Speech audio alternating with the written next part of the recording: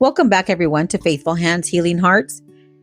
Today, I want to speak about autism, but more specifically, I want to speak about what families live through when public spaces are not made with our loved ones in mind.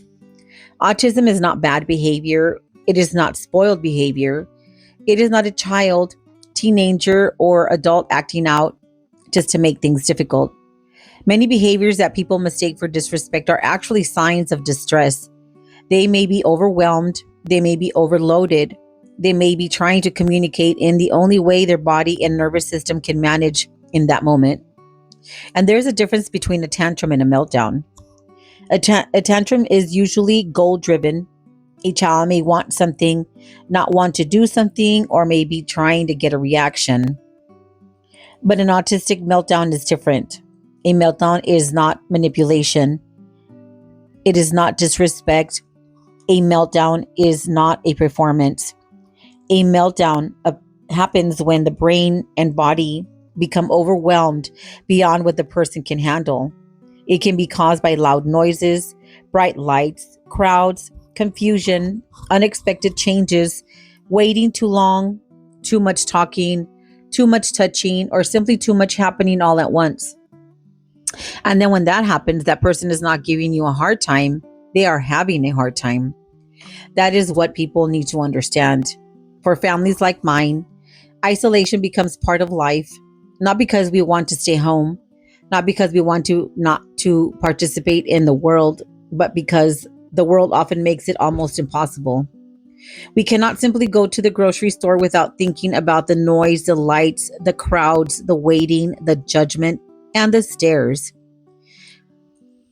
We cannot simply go to the restaurant when the music is blasting, people are talking loudly, chairs are scraping, televisions are on, and there is nowhere to sit quietly. We cannot simply go to the movies, medical offices, the DMVs, community events, or even sometimes church without worrying about whether our loved ones will become overwhelmed and whether people will stare at us like we are the problem.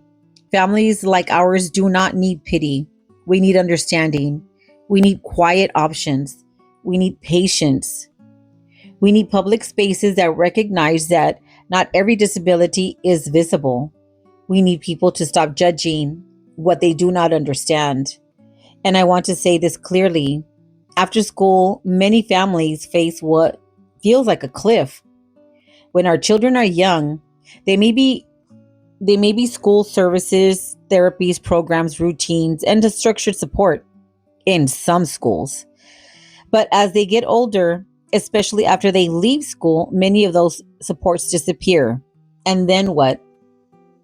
What happens to the autistic adult who still needs care, structure, supervision, transportation, patience, and a safe place to go? What happens to the parent who cannot work a regular job because there is no reliable caregiver?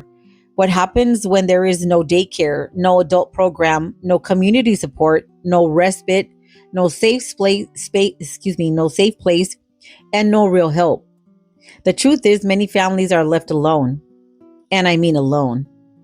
No help from the system, no help from programs, no help from other parents or the other parent, no help from siblings, relatives, the community. We are working, we are expected to work, pay bills, show up, stay calm, keep going, and somehow carry everything without breaking. That is why advocacy matters. We need low sensory grocery hours. We need quiet shopping times. We need restaurants that offer low volume areas or sensory friendly hours.